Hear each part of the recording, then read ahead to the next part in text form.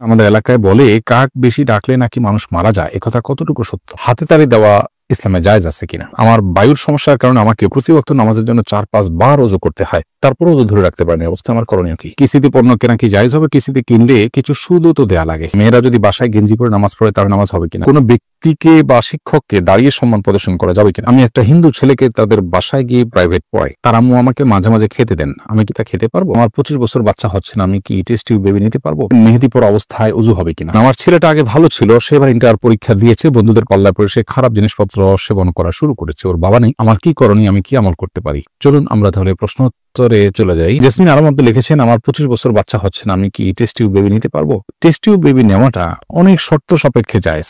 এর ভিতরে অন্যতম প্রধান শর্ত হলো যে স্বামী স্ত্রী পরস্পরের আপনার ডিম্বাণু শুক্রাণু হতে হবে, অন্য কারোটা হতে পারবে না। দ্বিতীয়ত হলো এটা করতে গিয়ে আপনার হস্তমৈথুন অথবা পুরুষ বা পরনারী তাদের কাছে আপনার পর্দাহীনতা বা সতর্কহীনতা যেটা সেটা হতে পারবে না।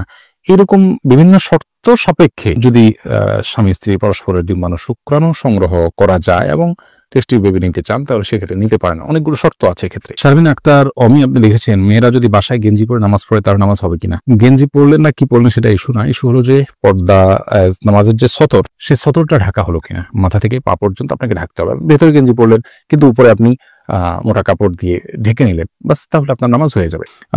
ভেতরে কি আছে সেটা ইস্যু না, ইস্যু হলো যে আপনার নামাজের জন্য মুখমণ্ডল এবং দুই হাতের কবজি ছাড়া পুরো শরীরটা ঢেকে ফেলতে হবে চুল সহ, সেটা আপনি করেছেন কিনা। সাকলাইন আলভি আপনি লিখেছেন, কিস্তিতে পণ্য কেনা কি জায়েজ হবে? কিস্তিতে কিনলে কিছু সুদও তো দেওয়া লাগে। কিস্তিতে কিনলে একটু বেশি দাম দেওয়া লাগে অনেক সময়, এটা সুদ হিসেবে বিবেচিত হবে না। কোনো জিনিস নগদে কিনলে একরকমের দাম, কিস্তিতে কিনলে দাম বেশি। এই বেশির কারণে এটাকে আমরা অনেকে সুদ মনে করি, সুদ বলা যাবে। কিস্তিতে সাহাবায়ে কেরাম কিনেছেন, কেনাবেচা করেছেন এবং সেটাকে নবী করিম সাল্লাল্লাহু আলাইহি ওয়াসাল্লাম নিষেধ করেছেন এমন কোনো কথা আমরা জানি না, এবং সেখানে কোনো শর্ত যে তিনি দিয়েছেন যে কিস্তিতে কিনলে আপনার সেটা মূল দামের মতো হইতে হবে, কিস্তিতে কিনলে কেনাবেচা করলে কম বেশি হতে পারবে না, এরকম কোনো শর্ত নবী সাল্লাল্লাহু আলাইহি ওয়াসাল্লাম দেননি। বিধায় এটিকে জায়েজ বলেছেন বিজ্ঞ ওলামায়ে কেরাম। বিধায় কিস্তিতে কেনাবেচা করার কোনো মৌলিকভাবে অসুবিধা নেই। এরপরে এমডি সজীব রানা আপনি লিখেছেন, কোনো ব্যক্তিকে বা শিক্ষককে দাঁড়িয়ে সম্মান প্রদর্শন করা যাবে কিনা? দাঁড়িয়ে সম্মান প্রদর্শন করা নিয়ে আমাদের একটা সংক্ষিপ্ত প্রশ্ন উত্তর গিয়েছে, এটা নিয়ে নানা রকম সমালোচনা অনেকে করেছেন। আমাদের কাছে মনে হচ্ছে এটা নিয়ে বিস্তারিত কথা বলা উচিত, সেটা এই প্রশ্ন উত্তরের সেশনে নয়, আমরা ইনশাআল্লাহ আলাদা করে কোনো একটা সময় বিস্তারিত বলার চেষ্টা করব। সাহাবীদের কেউ কেউ কোনো সাহাবী সহযোগিতার জন্য দাঁড়িয়েছেন, আবার সম্মানার্থে দাঁড়ানোর বিষয়টা নিষিদ্ধ হওয়ার সম্পর্কিত যে হাদিসগুলো আছে সেগুলোর বিপরীতেও কিছু নস এবং ভাষ্য আছে এবং আমাদের কিছু ফতোয়া আছে, সবগুলোকে একত্র করে আমরা ইনশাআল্লাহ বিদিনিল্লাহ একটা জিস্ট আপনাদেরকে দেওয়ার চেষ্টা করবো আল্লাহ চাহেন। আবু হায়াত আপনি লিখেছেন, আমি একটা হিন্দু ছেলেকে তাদের বাসায় গিয়ে প্রাইভেট পড়াই, তার আম্মু আমাকে মাঝে মাঝে খেতে দেন, আমি কি তা খেতে পারবো? হিন্দু বা অন্য কোনো ধর্মের অনুসারী তাদের বাসায় গিয়ে আপনি প্রাইভেট পড়ান, আপনি ছেলে মানুষ অন্য ছেলেকে প্রাইভেট পড়ান, কোনো অসুবিধা নেই। এবং সেখানে তার মা আপনাকে যে খাবার খেতে দেন সেটা যদি হালাল খাবার হয়, ধরুন ফ্রুটস আছে বা সাধারণ যে বিস্কিট পাওয়া যায় এই জাতীয় কিছু আছে, বা তারা বাসায় এমন কিছু রান্না করেছেন যেটাতে মানে হারামের কোনো কিছু নেই, তাহলে সেক্ষেত্রে সেটা আপনি খেতে পারেন। তাদের নিজেদের জবে করা পশু যদি তারা দেয় তাহলে রান্না করে, তাহলে সেটা আপনি খেতে পারেন না, বা কোনো হারাম খাবার যদি দেয় সেটা আপনি খাবেন না। এছাড়া হালাল যে কোনো কিছু আপনি খেতে পারেন। জাহিদ বিন আরাফ আপনি লিখেছেন, আমার বায়ুর সমস্যার কারণে আমাকে প্রতি ওয়াক্ত নামাজের জন্য 4-5 বার ওযু করতে হয়, তারপরে ওযু ধরে রাখতে পারেন, অবস্থা আমার করণীয় কি? আপনার একবার ওযু দিয়ে যদি অন্তত আপনি 4 রাকাত নামাজ পড়ার মতো সময়ও পান তাহলে সেক্ষেত্রে আপনি ওযু করেছেন পড়ে ফেলবেন, পড়বেন। আর যদি আপনার এটুকু ধরে রাখা আপনার জন্য কঠিন হয় তাহলে আপনার এতবার ওযু করার, কসরত করার বা কষ্ট করার দরকার নেই। আপনি প্রতি ওয়াক্ত নামাজের জন্য একবার করে ওযু করবেন।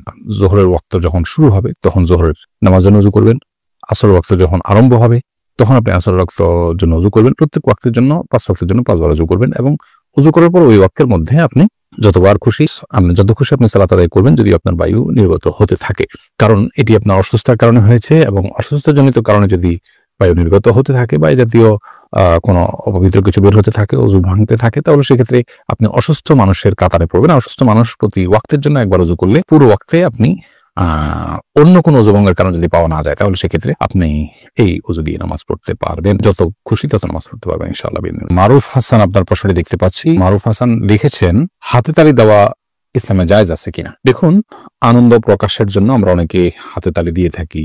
হাতে তালি দেওয়া এটা ইসলামের শরীয়ত দৃষ্টিকোণ থেকে প্রশংসনীয় কোনো কাজ নয়। তবে মেয়েরা ইমামের সাথে যখন জামাতে সালাত আদায় করবেন পেছন থেকে লোকমা দেওয়ার জন্য তারা এইভাবে হাতের পিঠ এবং অন্য হাতের তালুতে আঘাত করে তারা ইমামকে সতর্ক করবে, এটি হাদিস দ্বারা প্রমাণিত। এর বাইরে সাধারণত যে হাতে তালি আমরা এইভাবে দিয়ে থাকি অনেকে, এই হাতে তালিটা শরিয়া দৃষ্টিকোণ থেকে প্রশংসনীয় কোনো কাজ নয়। এর অন্যতম প্রধান কারণ হলো যে এটি অন্য ধর্মাবলম্বী মানুষদের সাথে সাদৃশ্য হয়। আর বিশেষ করে আরব জাহিলি যুগে আপনার মক্কার মুশরিকরা তারা বাইতুল্লাহর পাশে যে সালাত আদায় করতে করেন, তারা সে সম্পর্কে বলেছেন সেটা ছিল তাদের মুখা এবং তসবিহ অর্থাৎ হাতে তালি দেওয়া এবং শীষ দেওয়া, এটা দিয়ে তারা ইবাদত করত। তো একজন মুসলমান হিসেবে আমরা কাউকে সাহস দেওয়ার জন্য মাশাআল্লাহ বলবো, আমরা অন্য কোনো ভাষায় অন্য কোনো শব্দ দিয়ে তাদেরকে আমরা উৎসাহ দিতে পারি, কিন্তু হাতে তালি দেওয়া শরীয়তের দৃষ্টিকোণ থেকে প্রশংসনীয় কাজ না। কিন্তু কেউ যদি হাতে তালি দেন এতে হারাম হবে, ব্যাপারটা ওই পর্যায়েরও কিন্তু না। সামিল সরকার সোয়াদ আপনি লিখেছেন মেহেদি পরা অবস্থায় উযু হবে কিনা? হ্যাঁ, অবশ্যই হবে। মেহেদি পরার কারণে উযুর কোনো ক্ষতি হবে না, কারণ মেহেদি এটা আমাদের মানে আমাদের শরীরের উপর, আমাদের ত্বকের উপর আলাদা কোনো প্রলেপ তৈরি করে দেয় না, আলাদা কোনো লেয়ার সৃষ্টি করে না। অতএব মেহেদি লাগানোর পর হাতে পায়ে আমরা উযু করতে পারবো, কোনো অসুবিধা হবে না উযুর জন্য। তবে নেইল পলিশ ইত্যাদি যদি হয় সেটা কথা ভিন্ন, কারণ সেটা আলাদা প্রলেপ তৈরি করে। আর মেহেদির ক্ষেত্রে একটা কথা আমাদেরকে জেনে রাখতে হবে যে বাজার থেকে যে আর্টিফিশিয়াল মেহেদি পাওয়া যায় সেগুলো আমরা লাগালে উযু হবে কিনা, এর উত্তর হলো সেগুলো লাগালেও আমাদের হাতে পায়ে উযু করতে পারবো আমরা, গোসল হবে, উযু হবে। যদিও সেগুলো মনে হয় যে খসে খসে পড়ে, আলাদা প্রলেপ আছে বলে মনে হয়, কিন্তু এটা নিয়ে আমরা যতটুকু ঘাটাঘাটি করেছি তাতে আমাদের কাছে পরিষ্কার হয়েছে যে এটা মূলত কেমিক্যালের কারণে চামড়ার উপরের একটা লেয়ার খসে পড়ে, এটা আলাদা কোনো আবরণ নয় যেটা ত্বকের উপরে তৈরি হয়।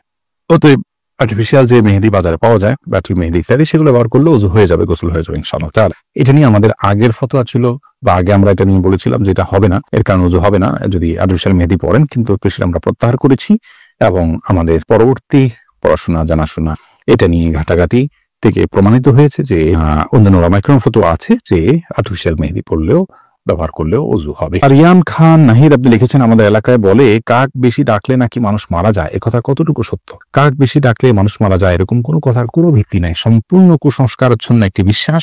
অনেক কুসংস্কারচ্ছন্ন বিশ্বাস এখন আমাদের সমাজের রন্ধ্রে রন্ধ্রে আছে, এগুলো আমাদেরকে দূর করতে হবে। মুসলমানের বিশ্বাস হতে হবে কোরআন এবং হাদিস ভিত্তিক, ওহী ভিত্তিক, কিংবা আপনার অভিজ্ঞতার আলোকে প্রমাণিত।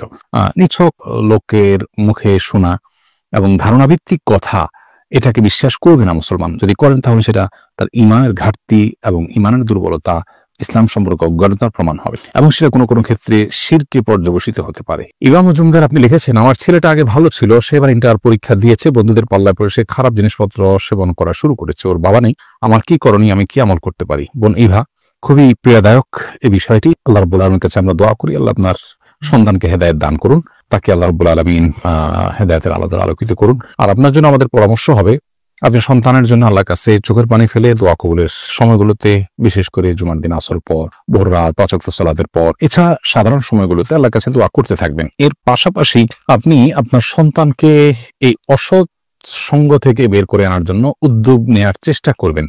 যদি সুযোগ থাকে তাহলে আপনি এলাকা পরিবর্তন, শিক্ষা প্রতিষ্ঠান পরিবর্তন, ভালো ফ্যামিলির ছেলেদের সাথে তাদের উঠা বসা বন্দোবস্ত করা, তাকে একান্তে একটু সময় দেয়া, ভালো কিছু লোককে তার পেছনে লাগিয়ে দেওয়া যাতে করে তারা তাকে একটু টেক কেয়ার করে এবং সময় দেয়, এরকম নানামুখী উদ্যোগ আপনি নিতে পারেন। আল্লাহ তাআলা আপনার সন্তানকে রহম করুন এবং এই অসৎ সঙ্গ থেকে দূরে সরানো ছাড়া আসলে তাকে রক্ষা করা কঠিন। আল্লাহ তাআলা রহম